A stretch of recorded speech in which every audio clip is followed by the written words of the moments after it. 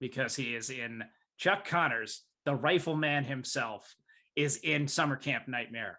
He is the he's the head of the camp who's uber Christian and is trying to like lock all the kids down and not have them drink or anything.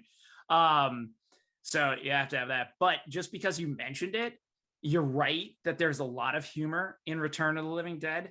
But that one scared the shit out of me as a kid. Oh, it was super scary. I mean, it freaked the fuck out of me. But at the same time, there are moments where, as like a 5-year-old watching it, yes, I'm not kidding, 5, watching it, there'd be like, oh, okay, I can feel safe now because I just laughed at something super stupid and silly.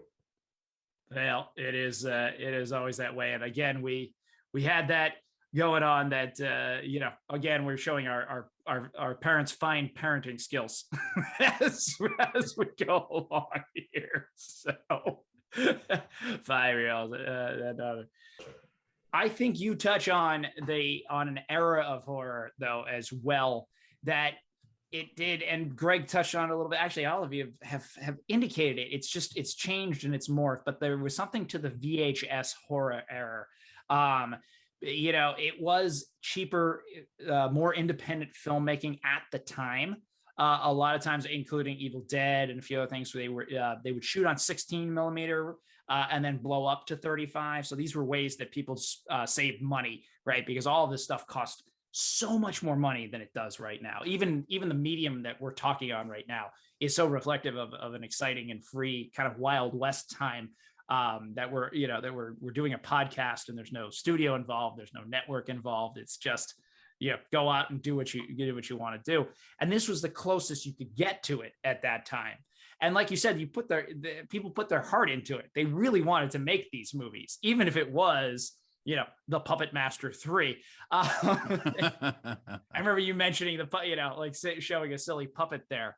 So there was something very exciting in that time of like, well, could we find anything that in the end was really good in all of this relative trash that a lot of it really doesn't hold up? And all that's based off of the same thing that we're talking about. And it's this period of time in the 80s that was just so magical because like a bunch of not even connected people are just on the same level. It's just it's that reckless abandon, I think, that you put on there. Even Ty, as you like to say last week, you're tying it up in a little bow. You're making some bunny ears out of it. That the luxury of horror and the reckless abandon of just not giving a fuck. There's really nothing quite like it when you are free enough to do that in your film, which I can say, having aspired to and then realizing I didn't have the talent to do it. It's hard to do. There's a lot of money. There's a lot of time. There's a lot of art. There's a lot of passion. But I think there's something to it. I think there's a lot you can do with it if you can let go of that. Let go of your baby. It's like the whole decade became Tyler Durden driving the car and then telling both him and his alter ego like let go of the wheel and both close your eyes. That's what the whole decade was. Right. They added something to the dialectic. The dialectic. We're using those highfalutin words again. All the art students say. Which, Amelia, I learned that about you tonight. I didn't know you went to art school. Where did you go? I did. It was called the Art Institute of Boston. It is now Leslie College of Art and Design. Oh, okay. And did you have a particular medium or a particular interest that you were? Yes, I have a BFA in fine art photography. Oh, very nice. Well, it definitely goes well with the whole with movies and the genre as well, and just understanding. So when you were talking about some of your, I think it was the one set in Fall River, American Poltergeist. You made a comment on the lighting, so just how it matched up with other things. So what a difference it really does make. And I think that was always the hardest when I was in films. I have a film school background, and I think when it really came to it, the one thing I never really had any concept. I had concept of storytelling, storyboarding, shots. I had images in my head, and I framing and things I wanted to do. Lighting, that was always that might as well have been witchery. It just it was always the hardest part for me to even attempt to understand. Well, Amelia, it has been absolutely fantastic having you on here. You are welcome back anytime. Yay. Well, I hope you guys have me back. This was so much fun. Thank you so much for inviting me on. Oh, you were most welcome. We like it. We had been told we should invite expand into have a Steam Laddie, if you will. So we do bring the male energy, so it's good for us to hear some other things and bounce some things off and get some other perspectives, to be sure. Anything you want to plug on your podcast coming up? Anything going on there? Listen to Ghost Hunting in New England. It's a lot of fun. We are wrapping up for this season right now. And then December 1st, I have a new true crime podcast coming out with Jamie Day. That's called Lost Souls of America podcast. We focus on missing persons and people who have been found, but we don't know who they are. So you can check that out. Anywhere podcasts can be found, that's Lost Souls of America. And as always, Ghost Hunting in New England, we're wrapping up season 5. So be sure to check us out too. Oh, fantastic. Well, I didn't even know about the second one. That's great. I'll be looking forward to it. Also, I think when you're into pop culture as we are, we're going to end up being into paranormal podcasts. We're going to end up being into true crime podcasts. Like it's just an insatiable desire. So it's great. I'm really glad that you got another one coming out and that you're going into that space. So that is great. Also, yeah, say if you're local, Crepeberry over in Wellesley, that's your cafe. Yeah, I always forget to plug that one. Yeah, come visit my cafe, Crepeberry over in Wellesley. We make the best crepes around, and smoothies and acai bowls too.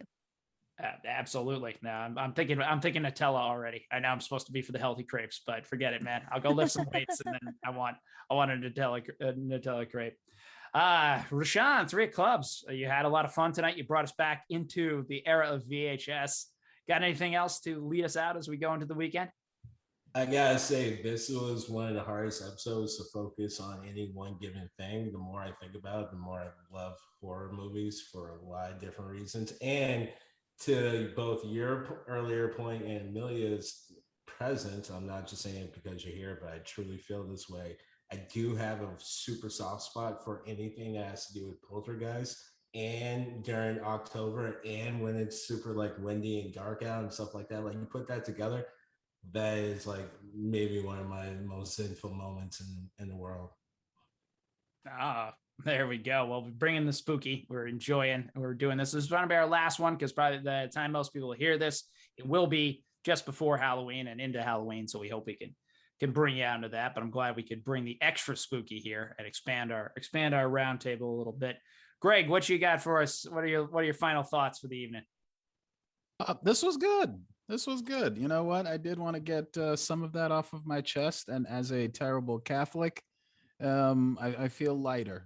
I feel like it was good to get that out into the universe. So thank you.